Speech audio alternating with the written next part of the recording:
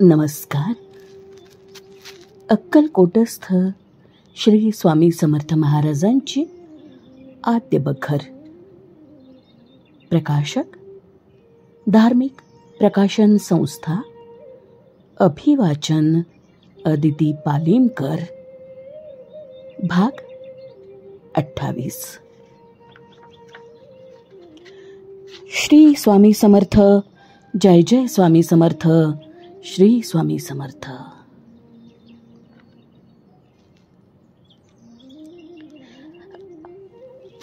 अलिजा बहादूर शिंदे सरकार श्रीमंत जयाजीराव महाराज यांची स्वारी अक्कलकोटाला श्रीमद परमहंस स्वामी महाराजांच्या दर्शनाला आली होती. त्यावेळी स्वामी महाराज अक्कलकोट येथील राजवाड्यात होते. श्रीमंत जयाजीराव महाराज हे धर्मनिष्ठ, नीतिमान, दयाळू, अत्यंत उदार, शूर आणि शुद्ध भाविक असल्यामुळे ते महान योगी, साधुसंत आणि अवतारी पुरुषांचे दर्शन स्वतः जाऊन भक्तीने घेत असत. त्यांना राजसत्ता आणि लक्ष्मी सर्व प्रकारे अनुकूल असतानाही मद, अहंकार तर नव्हताच, पण भगवतजनाची इतकी गोडी होती की ते स्वतः आणि त्यांच्या पदरी असलेले मोठमोठे गवई वगैरे देखील तालासुरात, रागरागिणी, पदे, अभंग वगैरे म्हणून प्रेमभावाने भजन करत असत.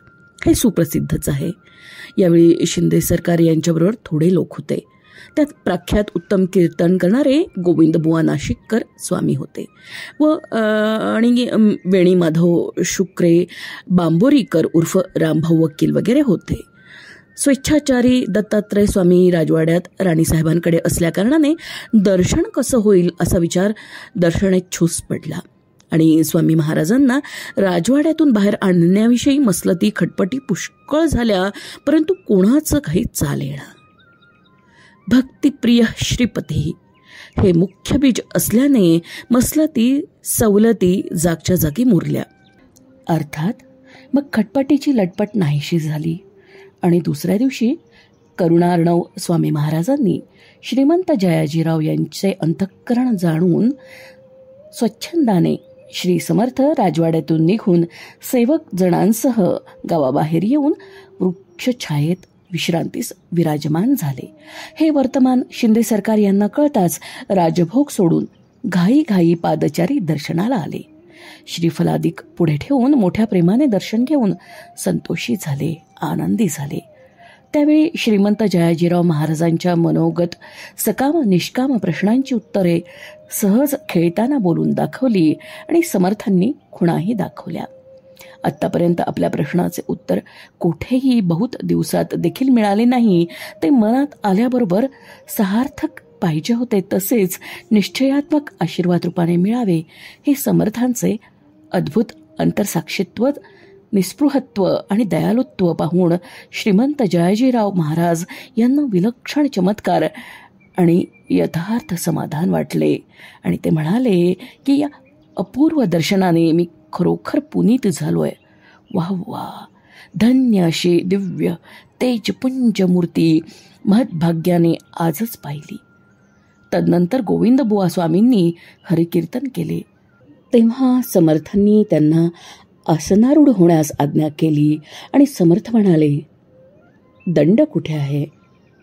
नंतर गोविंदबुवा स्वामी म्हणाले की मनोवाक्कायादी दंड परमहंसास मुख्यत्वे प्राप्त झाले म्हणजे बाह्य काष्टदंड त्याग होतो, कोणतीच अपेक्षा राहत नाही. आल्या दर्शनाने परमानंद झाला आहे. आपली निसंशयपूर्ण ब्रह्मस्थिती, राजरंकादी अभेद समदृष्टी आणि कारुण्यवृष्टी पाहून मी तर काय पण सर्वत्र अत्यंत संतुष्ट झाले आहेत. व्यवहार परमार्थ अभेद ऐक्यरूप झाला आहे. तथापि विनययुक्त प्रार्थना इतकी आहे की आमच्या इकडची भिक्षा कृपा करून अवश्य ग्रहण करावी. हे ऐकून श्रीमद गुरुदेव पोट धरून हसत आणि काही रागाने शब्द संकेत अर्थ जाणून बोलले, तुमच्याकडे संन्याशास घरदार वगैरे परिग्रह असतो का नाही? नसल्यास भिक्षा कोठे आणि कोणी करावी? बरे आहे, मग या. तदनंतर वंदन करून सर्वत्र आश्चर्य करत बिराडी गेले. पुन्हा शिंदे सरकार, गोविंद स्वामी आणि इतर मंडळी दर्शनाला आली. त्या काली श्री दत्तावधूत एकाच ओटीवर बसले होते. सर्वत्रांनी वंदन करून करद्वय जोडून समर्थांची स्तुती केली. त्यावेळी स्वामी महाराजांनी दादूमियास हाक मारून सांगितलं की चपातीवर बेसन लाव. असा हुकूम झाल्याने दादूमियाने तयार केलेला आपल्या स्वच्छ पात्रातील चपाती आणि बेसन पुढे आणून ठेवलं. तेव्हा विचित्र लीला विग्रह श्री स्वामी समर्थ मोठ्याने बोलले, आवजी, अभेद परमहंस भिक्षालेव खाव. हे भाषण ऐकून गोविंद स्वामी अतिचकित झाले आणि प्रार्थना करू लागले की आपण साक्षात परब्रह्ममूर्ती निसंशय आहात. आम्हा कोणालाही आपली बरोबरी स्वप्नात देखील करता येणार नाही. त्यानंतर श्री समर्थ म्हणाले, आपण एकच आहो. हे अमृतरूप वचन ऐकून गोविंद बुवा स्वामींना आणि सगळ्यांना फार आनंद झाला. अशा वेळी शिंदे सरकार यांनी श्री चरणी अनन्य साष्टांग दंडवत नमन करून आज्ञा मागितली. तेव्हा समर्थांनी निर्भय असा आशीर्वाद दिल्यावर श्रीमंत शिंदे सरकार सर्व मंडळींसह प्रसाद घेऊन जय जयकार करत स्वराजधानीस गेले. जाताना मार्गात एक विघ्न टळले. पुढे काही दिवसांनी श्रीमंत जयाजीराव महाराजांना श्री समर्थांच्या वरप्रसादे करून सुपुत्र रत्न प्राप्त झाले. तेच हल्लीचे गादीवर असलेले तरुण राजपुत्र होत. इंदूरचे श्रीमंत तुकोजीराव होळकर हे मुद्दाम अक्कलकोटाला श्री स्वामी समर्थांच्या दर्शनाला आले होते. त्यांनी आपल्याबरोबर काही पदरची मंडळी आणि 2 पुत्र यांना आणलं होतं.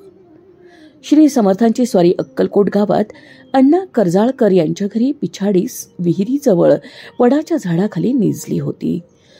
महाराजांजवळ सेवेकरी व दर्शनाला आलेली मंडळी मिळून 250च्या वर लोक होती. श्रीमंत तुकोजीराव होळकर समर्थांच्या पायाशी दर्शनास येऊन पोहोचले तेव्हा भालदार सोबदार यांची निगा रखो म्हणून ओरडण्याची धांदल झाली. होळकर साहेबांची स्वारी दर्शनास आली म्हणून समर्थांपाशी मंडळी बसली होती ती उठून उभी राहिली आणि गावातील लोक श्रीमंत तुकोजीराव आले म्हणून पाहण्यास पुरुष, बायका आणि मुले यांची गर्दी बरीच जमली होती. त्या समयीचा देखावा पाहण्यासारखा होता. महाराज पलंगावर निजलेच होते. त्या ठिकाणी श्रीमंत तुकोजीराव यांनी पुत्रांसहित समर्थांचं दर्शन घेतलं आणि हात जोडून विनंती केली की माझ्या वडिलांच्या व अहिल्याबाईंच्या पुण्याईने आज पुन्हा हे चरण दिसले. पूर्वी देशपर्यटन करत असता अबूच्या पहाडावर ह्या चरणांचं दर्शन झालं होतं. आज माझा मोठा भाग्योदय समजला पाहिजे. याप्रमाणे श्रीमंत तुकोजीराव यांनी सद्गदित अंतःकरणाने केलेली स्तुती श्री समर्थांनी जाणून पलंगावर ते उठून बसले आणि तुकोजीरावांना म्हणाले, तुम्हारे वहाँ आम के झाड है? अशी आज्ञा होताच तुकोजीराव यांनी आपल्या मुलांकडे बोट दाखवून आपकी कृपे से 2 आम के झाड है असे उत्तर देताच श्री समर्थांनी आपल्या डोकीवरील भरजरीची टोपी श्रीमंत तुकोजीराव यांच्या अंगावर फेकून दिली. तो प्रसाद तुकोजीराव यांनी घेऊन समर्थांच्या गळ्यात फुलांचे हार आणि हातात गजरे घालून मेवा मिठाईंची तपके पुढे ठेवली. नंतर तुकोजीराव हे दर्शन घेऊन खास बागेत उतरण्यास गेले. दुसऱ्या दिवशी सेवेकरी मंडळींना आणि गावातील विद्वान भिक्षुकांना दक्षिणा वगैरे देऊन महाराजांचं दर्शन घेऊन तुकोजीराव इंदूरला परत गेले. पहा केवढा चमत्कार! श्री स्वामी महाराज मंगळवेढे, बेगमपूर, चळांबे, पंढरपूर, मोहोळ, सोलापूर आणि अक्कलकोट हे प्रांत सोडून दुसरीकडे गेले नाहीत हे सर्व लोकांना प्रसिद्ध असून श्रीमंत तुकोजीराव यांना महाराजांनी अबूच्या पहाडावर दर्शन दिलं. अबूच्या पहाडावर श्री दत्तात्रयाच्या पादुका असून महान योगी तपश्चर्या करण्यास राहिले आहेत. त्या स्थळी श्रीमंत तुकोजीराव यांना महाराजांनी दर्शन दिले. हे किती आश्चर्य! भक्तप्रिय श्रीपतीही जसा भाव तशी कृपा श्री स्वामी महाराज करत होते. श्री स्वामी समर्थांच्या दर्शनास शिंदे, होळकर आणि इतर मोठमोठे संस्थानिक येऊन महाराजांचा आशीर्वाद घेऊन परत गेले.